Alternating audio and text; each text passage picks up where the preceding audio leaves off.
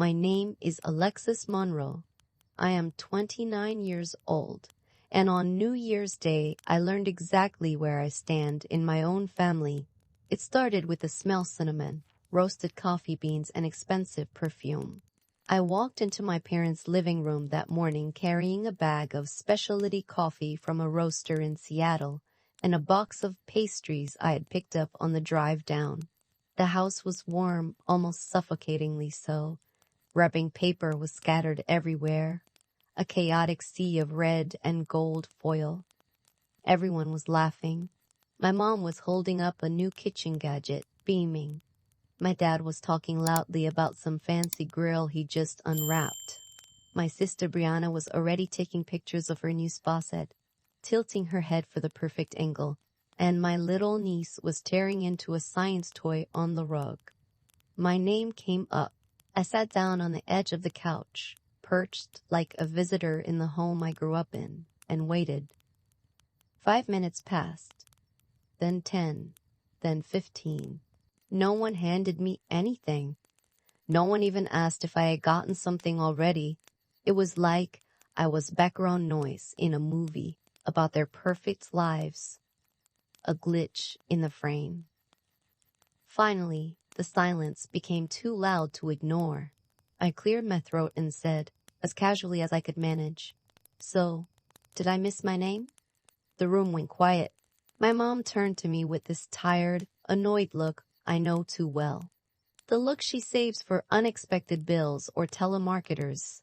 She sighed and said, "Why would we spend money on you anymore? You walked away from what matters to this family. You do your own thing now. You are basically a guest out of habit." My sister let out a little laugh, a sharp, cruel sound, and added, "At least now you finally get it. You are not really on our level these days." The air in the room seemed to freeze. I looked at my dad, waiting for him to say something. Anything. He just looked at his new grill. I did not cry. I did not scream.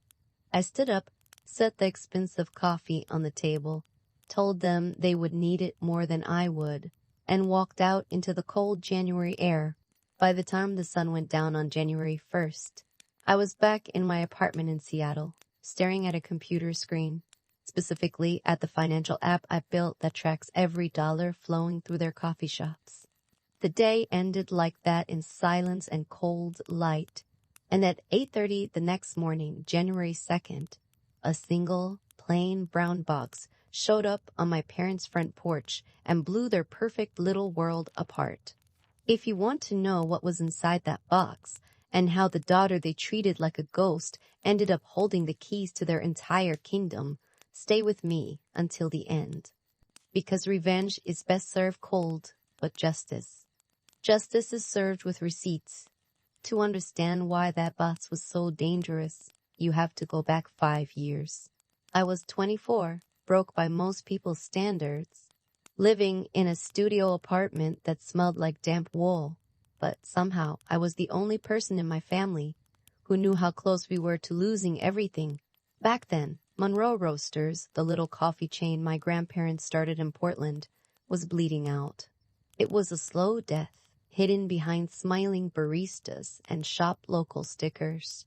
My mom, Caroline, ran the day-to-day operations like she always had on instinct and charm. My dad, Dennis, kept signing off on new equipment loans we could not afford, convinced that the next shiny espresso machine would solve our revenue problems. Everyone kept talking about how loyal the regulars were, as if good vibes could pay overdue invoices. My older sister Brianna was the golden child. She posted latte art on Instagram, curated the playlist, and called herself the face of the brand. She was beautiful, charismatic, and completely useless when it came to operations. I was the other one. The one who moved to Seattle to write code. Allegedly the child who walked away. The traitor. I still remember the night I opened their books for the first time. I was sitting at my tiny kitchen table in Seattle with a cheap takeout dinner, staring at a spreadsheet my dad had emailed me just to take a look at. It made my stomach drop. rent was behind on one location. Supplier payments were being juggled like hot coals. And the only plan my parents had was hoping next month would be better. I had just signed a decent contract as a software engineer for a fintech startup. It was the first time in my life I had real money in my account. And instead of celebrating, instead of buying furniture or a car, I drove 3 hours down I-5 to have an uncomfortable conversation with my parents about numbers they did not want to see. That was the night I became the majority owner of Monroe Roasters. We sat around the dining table, the same one my grandparents had bought decades ago, the same one where they would later ignore me on New Year's Day. The air was thick with tension. I laid it out as calmly as I could. I would put up my entire savings to pay off the worst of the debt. I would stabilize the suppliers. In exchange, they would transfer me 51% of the shares. But there was a catch. I wasn't just going to be a silent partner. I would build a new point-of-sale system. I would wire every register in every shop into a single cloud dashboard. I would track every dollar that came in and out. No more handwritten notes taped to the espresso machine. No more mystery cash that never reached the bank. No more forgetting to log a catering order. My mom hated the idea. She hated the idea of me, the computer kid, holding the leash. But she hated the idea of foreclosure more. My dad signed because he thought it was temporary, a band-aid until the good times came back. Brianna signed because Mom told her to. I drove back to Seattle the next morning and started coding. For months, I split my life in half. By day, I worked on payment tools and risk models for my employer, building the kind of high-level financial infrastructure that banks use. At night, I built the Monroe dashboard. It was a masterpiece of surveillance disguised as a management tool. It pulled live data from the registers in every shop, logged every transaction down to the second, and matched it against inventory levels and bank deposits. When it finally went live, I stood in the back of the flagship cafe with a laptop while my mom rang up a line of regulars. Each swipe of a card, each tap of a phone, popped up on my screen in real time. Green for good, red for mismatched. It was tiny proof that the bleeding could stop. And it worked. We stabilized. Bills got paid. The scary letters from the bank slowed down and then stopped. My parents kept the house in the suburbs. Brianna kept her influencer lifestyle. On paper, I saved the family business. In reality, I just postponed the inevitable and gave them a tool sharp enough to cut both ways. The strange thing was, nothing about how they treated me really changed. You would think saving the family legacy would buy you a seat at the table. It didn't. At a family barbecue to celebrate turning things around, my mom wrapped an arm around Brianna in front of a group of customers and said, "She is the heart of Monroe Roasters. We would be nothing without her." Then she nodded toward me, standing off to the side with my laptop, checking server logs, and added, "And Alexis does the computer stuff, whatever that is." People laughed politely. I smiled because I was used to it. I had been the kid in the back since I was 10, the one tinkering while my sister charmed the room. But now I was the kid in the back who owned most of the room and had a live feed of every sale running through it. For a while, I told myself that was enough, that saving them once meant I had done my part. I monitored the dashboard less frequently. I trusted them to run the business I had pulled back from the brink. Then came New Year's Day, 2026.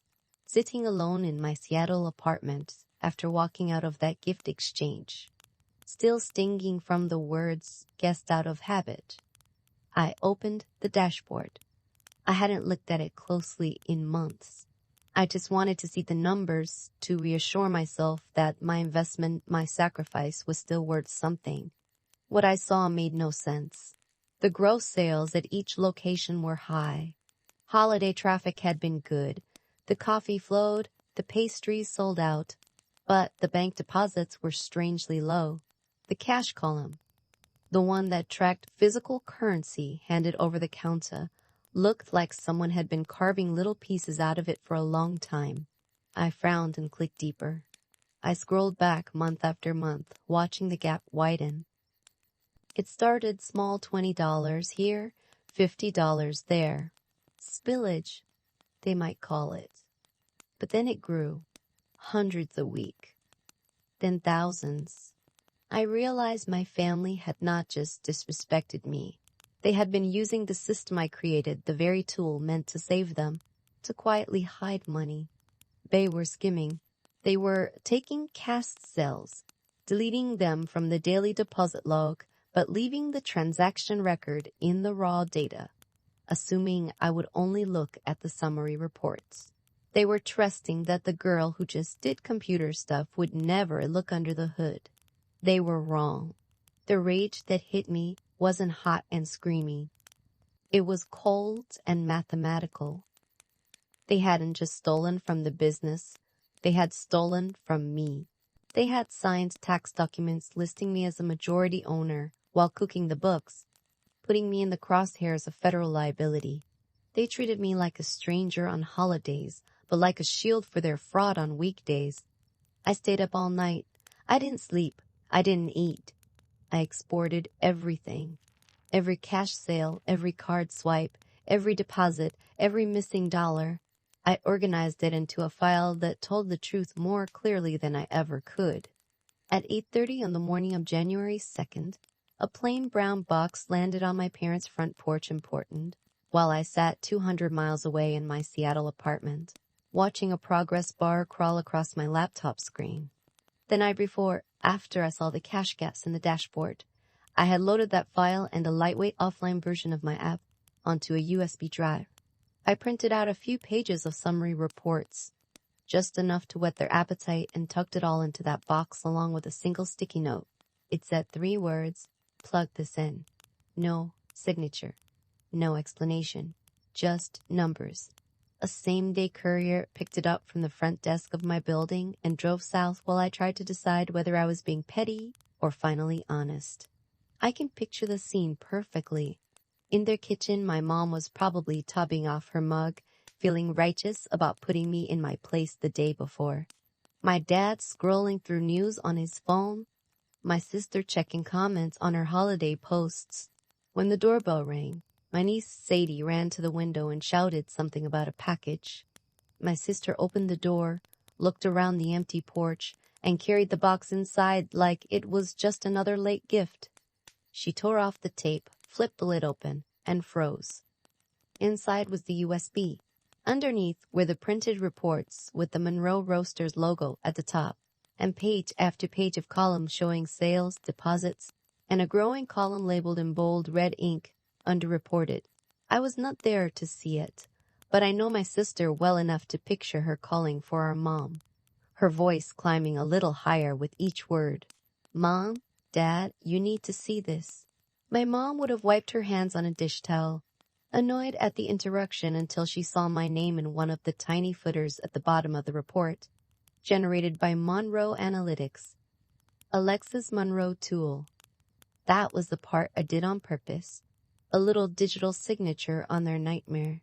My dad would have taken the papers, flipped through them, and gone pale when he realized the dates went back years, long before that New Year's Day where they decided I was not worth a $20 gift card.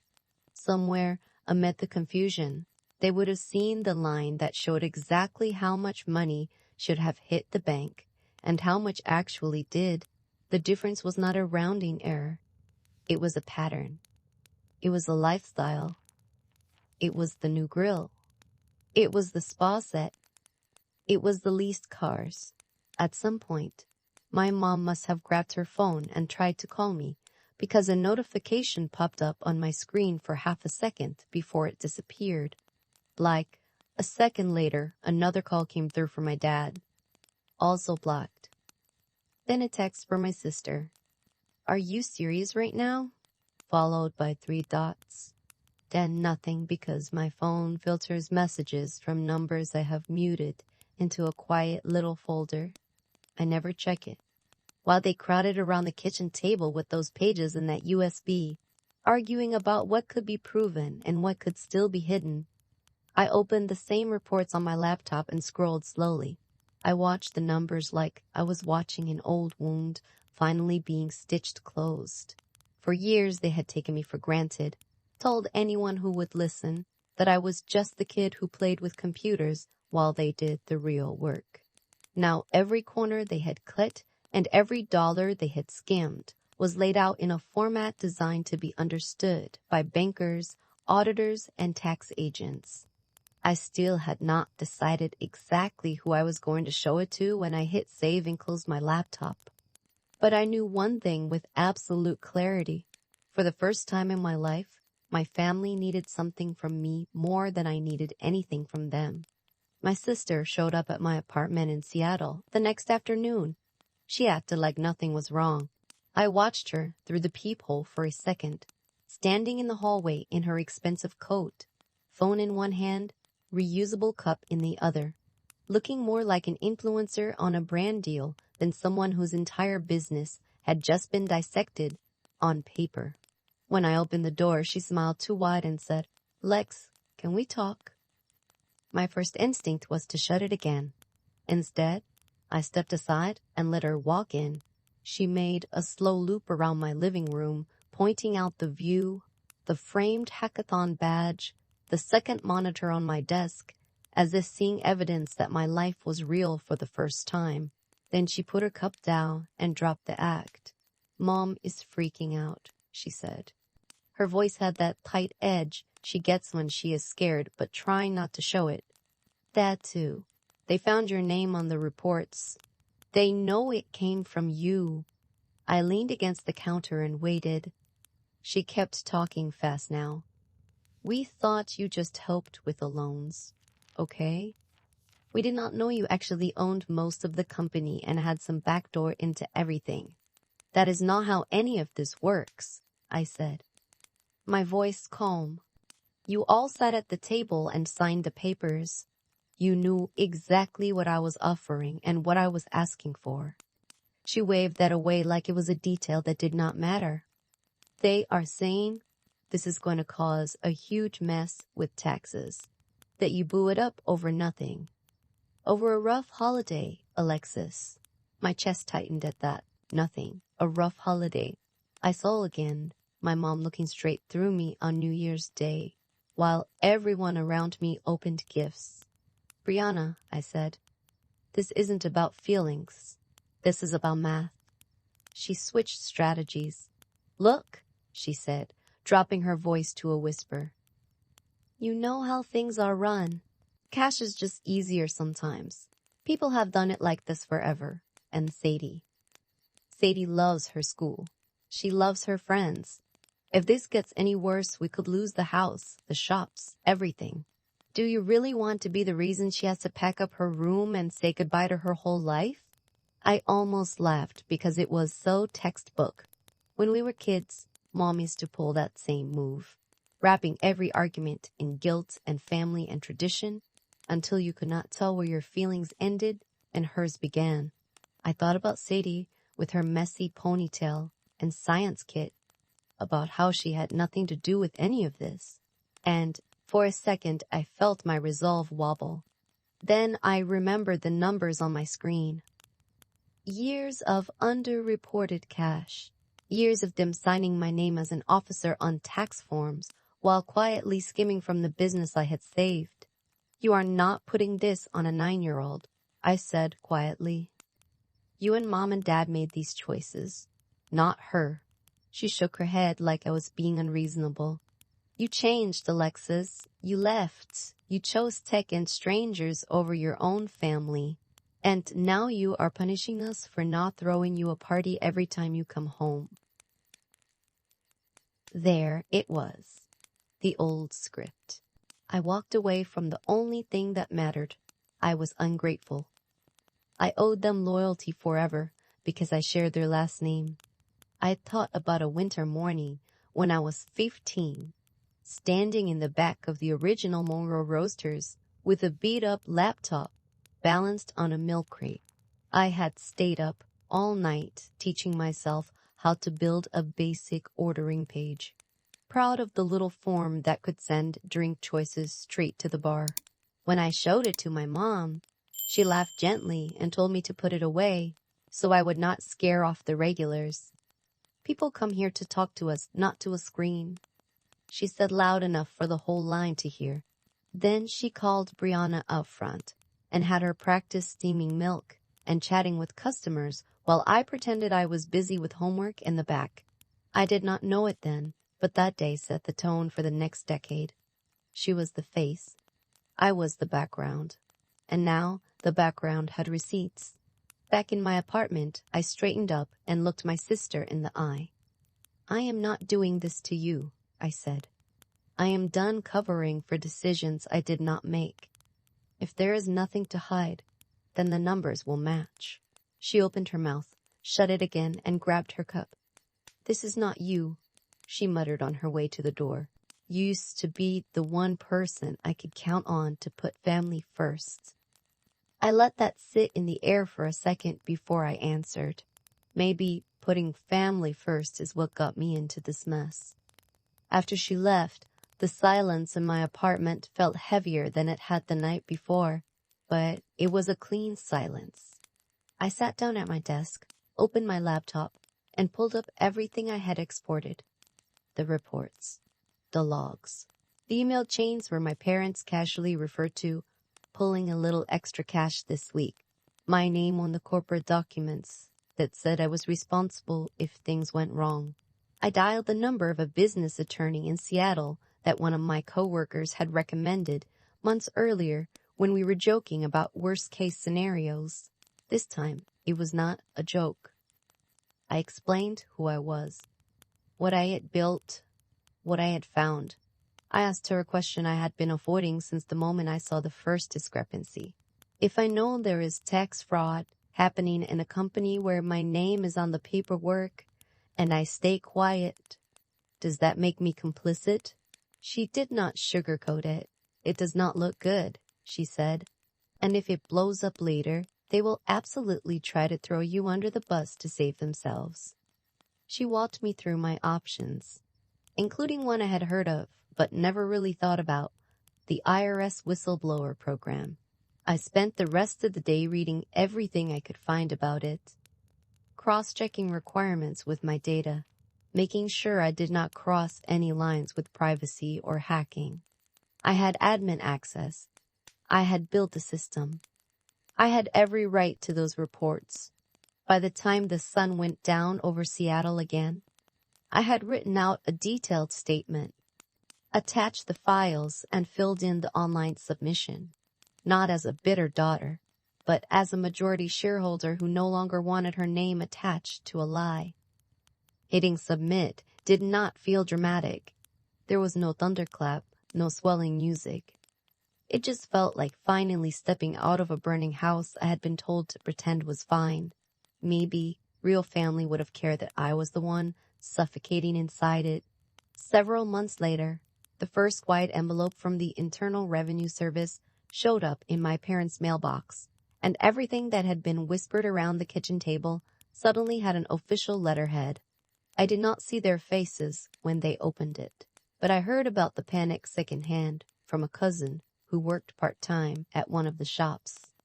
He tested me that my mom had gone quiet in the middle of a rush, walked to the back room with a letter, and come out with eyes so red even the regulars noticed.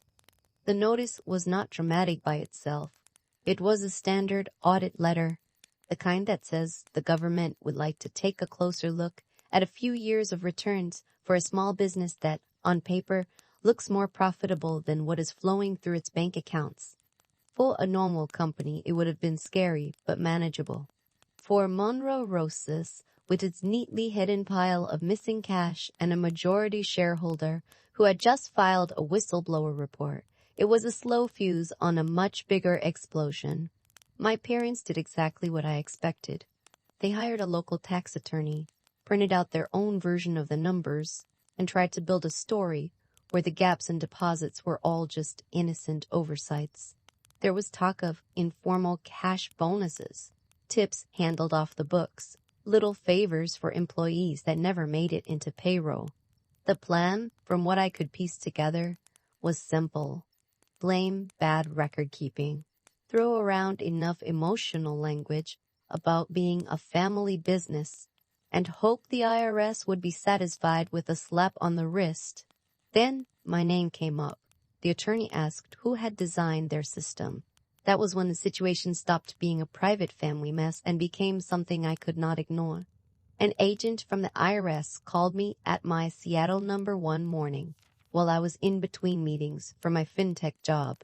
She introduced herself, confirmed my role as majority shareholder and system architect, and asked if I would be willing to answer some questions about how the Monroe Roasters point-of-sale system worked. I closed my office door, sat down, and told her yes. We scheduled a video conference. A week later, I found myself on a split screen with 3 people who had defined my entire childhood. My parents sat at the dining room table in Portland, my sister at their side. The same chandelier above them that had hung over every Christmas, every birthday, every big fight we had ever had. On the other side of the screen were the agent, her supervisor, and the tax attorney my parents had hired. I was in a plain conference room at my office. A glass wall behind me. My laptop pushed a little farther back than usual so I would not have to look too closely at my own reflection. The agent started with routine questions. How long had I been a shareholder? When did I implement the POS system? What access did I have to the data? I answered carefully but honestly. I explained that the registers in each shop send every transaction to a central database in real time, that each sale is logged with a timestamp, payment method, and amount, and that the system automatically generates daily reports comparing sales to deposits. When the attorney tried to jump in and suggest that maybe the sync sometimes failed or the logs were incomplete, I asked permission to share my screen. I pulled up a sanitized version of the dashboard using demo data to illustrate how it worked. I showed them the transaction trail, the reconciliation view, the error logs that would flag any failed sync. The agent watched quietly, making notes. My parents just stared, like they were seeing the thing I had built for the very first time. Once the basics were clear, the question shifted. Had I ever discussed discrepancies between reported income and what the system showed? Had I ever been asked to alter numbers? I answered that I had noticed small red flags in earlier years and brought them up in vague terms, only to be brushed off with jokes about cash being hard to track. I said I had never changed the data myself, never edited logs, never deleted transactions, and that the system was designed specifically to prevent silent changes without an audit trail. My mom chose that moment to break down. She wiped tears that did not smudge her makeup and said into the camera, "We are just a family trying to keep a small business alive. We are not some big corporation. Maybe we made mistakes, but we are not criminals." My dad chimed in about the pressure of keeping employees paid, about rising rent and supply costs, about how sometimes you take cash because you do not know when the next crisis is coming. My sister tried to pin the whole thing on me. She chose to attack the tool itself. She called it too complicated, implying that it was a confusing app that none of them really understood. She implied that some of the discrepancies might be my fault, that I might have misconfigured something or misreported something to their accountant without explaining it properly. I sat there and let them talk. I let them spin their narrative until the attorney nodded in my direction, silently asking if I wanted to respond. I took a breath. I kept my voice level. "The system does not misplace cash," I said. "People do." I pointed out that the underreported amounts were not random. They followed a consistent pattern that always benefited the same people. The agent asked if I could provide export files backing up my statement. I told her I already had, and that she should find them attached to the whistleblower report submitted months earlier under my name. The silence after that was the longest I can remember between my parents and me. The attorney cleared his throat, realizing for the first time that I was not there to clean up their story, but to draw a line between myself and what they had done. The weeks that followed were a blur of paperwork and quiet. simmering tension. The IRS requested bank records, vendor invoices, and years of receipts. They cross-checked my exports against what had actually been deposited. Every time a gap appeared, another letter went out. Every time a letter went out, my parents called or texted until I blocked another number. While all of that was happening, my life in Seattle took a strange turn upward. My boss pulled me into a meeting and told me a paper I had co-written about small business fraud detection had been accepted at a fintech conference in San Francisco. They wanted me to present the case study, the one I had anonymized based on the Monroe data, minus the family names and drama. I booked a flight. I wrote a talk about how technology can protect owners and employees when used transparently. I tried not to think about the irony of using the fallout of my own family as a professional success story. On the day I stood on stage in a hotel ballroom, explaining to a room full of founders how underreported cash can hide in plain sight, my phone buzzed with a voicemail from my cousin back in Portland. I did not listen to it until late that night, but when I did, his voice was shaking. The IRS had just finished a key meeting with my parents and their lawyer. The words fraud and penalties had been used in the same sentence more than once. It was no longer a question of whether something would happen, only of how hard the hammer would fall, and how much of the damage they would try to pin on me when it did. By the time the hammer finally fell, it was late summer. The kind of sticky Portland heat that makes everything feel a little heavier than it is. I was at my desk in Seattle when the email came from the IRS agent. The audit was complete. The underreported cash was not a misunderstanding or a bookkeeping error. It was a pattern, and it was going to be treated like one. A few days later, my cousin sent me a photo of another thick envelope on my parents' kitchen table. Inside was the official determination, years of back taxes owed, civil penalties, interest that had been quietly growing while they pretended everything was fine. It was more than Monroe Roasters could absorb, even on a good year.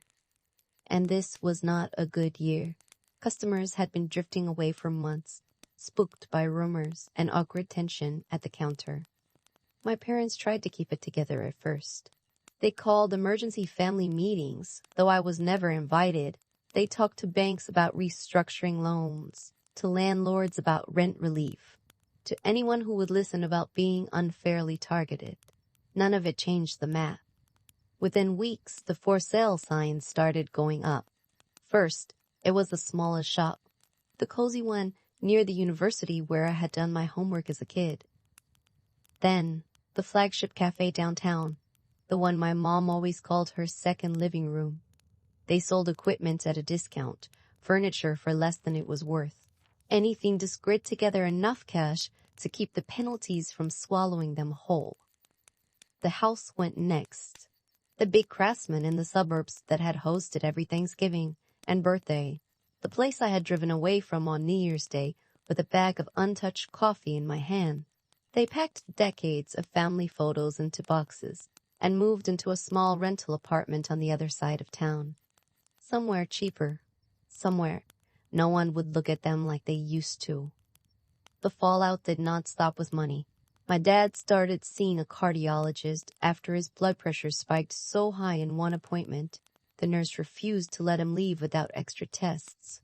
My mom stopped posting cheerful updates from behind the counter because there was no counter left that belonged to her. The regulars she used to call by name drifted to other shops, and the women she once bragged with about her small business success stopped inviting her to their brunches. Brianna tried to ride out the storm online. She pivoted her content away from the family brand to vague lifestyle posts. But sponsors quietly stepped back when they realized the charming coffee empire behind her was now a cautionary tale. The cracks in her marriage with Tyler, which had always been there under the surface, split open fast when the financial stress hit. He resented being dragged into a mess he had not created. She resented that he would not pretend it was all going to magically fix itself. Within a few months, they were separated, then divorced. Sadie went from a big bedroom in a nice school district to a smaller apartment and a different school where no one knew her last name. Somewhere in the middle of all that, my parents tried one last time to make me the villain. My phone lit up with a number I did not recognize. One night I answered without thinking and heard my mother before the connection even stabilized. "You did this," she said. Her voice was hoarse, like she had been crying for hours. "You tore this family apart over some numbers on a screen and a hurt feeling from a holiday. We lost everything because you could not let it go." I let her talk. I let my dad come on the line and say it too, in his quieter way, telling me about friends who no longer called, about employees who had moved on. At the end of his speech, he said, "You know, they never would have looked this hard if you had not pointed them in our direction. You turned your own parents in. That has to mean something to you." "It does," I said. "It means I am not willing to go down for choices I did not make. You signed my name on those returns. You used my system to hide cash and assumed I would stay quiet because we share DNA. That was your bet. You lost." There was more arguing, more guilt, more appeals to tradition and loyalty. But nothing they said changed the fact that the IRS had made its decision. And Monroe Roasters was gone. When the call finally dropped, I sat there staring at my reflection in the dark screen of my laptop and felt something I had not felt in years. Not triumph, not joy, just a clean, sharp kind of relief. I was out. Shortly after the last shop sold, I received the paperwork to finalize the transfer of my remaining shares to the buyer, a regional coffee group that had picked up the brand name and some of the locations. I signed everything electronically, watched my ownership shrink to zero, and saw the wire hit my account a few days later. It was not a fortune, not after the debts and penalties, but it was enough for a down payment on a small house near the river in Portland, a place with big windows and a spare room I could turn into an office. Enough to seed the savings I had started for myself after realizing that family was not a safety net I could count on. I moved back to Oregon on my own terms, not to my parents' couch, not to the shadow of the old Monroe Roaster sign, but to a quiet street where no one knew me as the disappointment who left the family business. I brought my monitors, my worn-out hoodie, and the same laptop I had used to build the system that changed everything. I set up my desk facing the water and opened the blank document titled Next. Officially, I was still a senior engineer for my fintech company. Unofficially, I had started sketching out plans for my own product, a tool to help small business owners spot exactly the kind of fraud and sloppiness my parents had wrapped in the language of survival. There was a certain symmetry to that. They had used my skills to cheat the system. I was going to use the same skills to help other people keep their books clean. Months later, as fall crept back into the Pacific Northwest, I walked past one of the old Monroe locations on my way to meet a friend. The sign had been replaced, the menu redesigned, the baristas all new. No one recognized me. No one knew that my last name had once been painted on the windows. I stood there for a second, watching customers line up for their drinks, and felt a strange mix of grief and gratitude. The place that had defined my childhood was gone. The version of me that needed their approval had gone with it. The people who hurt me had paid a price I did not have to collect in person. I turned away and kept walking toward a life that finally felt like mine. The first morning I woke up in my little house by the river in Portland. The light came in soft and gray through the blinds, and for a second I forgot everything that had happened. There was no smell of espresso beans roasting downstairs, no clatter of cups, no distant sound of my mother calling orders in that bright, performative voice she used for customers. Just quiet. My own coffee mug, my own kitchen, my own name on the lease. I made a pour-over with beans from a local roaster that had nothing to do with my family, carried it into my office, and opened my laptop. The Monroe dashboard was gone from my bookmarks. In its place was a new project folder, the one I had started the night I signed my shares away. Building it was oddly healing. Every line of code felt like a tiny reversal of what had been done with the last system I built. Instead of hiding cache, this one highlighted risk patterns.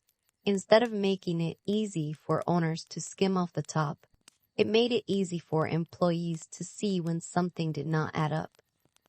I went to local meetups, talked to other founders, listened to stories from baristas and bookkeepers who had watched bosses play games with numbers. I realized my family was not unique.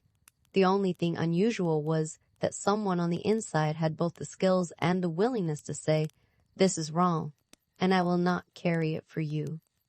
News about my parents and my sister trickled in slowly after that. I heard that my mom had taken a part-time job at a mid-sized cafe across town, working the early shift, clocking in and out like everyone else. She no longer posted about being the heart of any brand. She just poured drinks and wiped counters. My dad rented a small place in a complex near the freeway, somewhere cheap, somewhere anonymous. He went to doctor appointments, took medication, spent a lot of time watching sports with the volume too loud. The friends who used to come over for barbecues did not visit the apartment. They sent the occasional text and then stopped.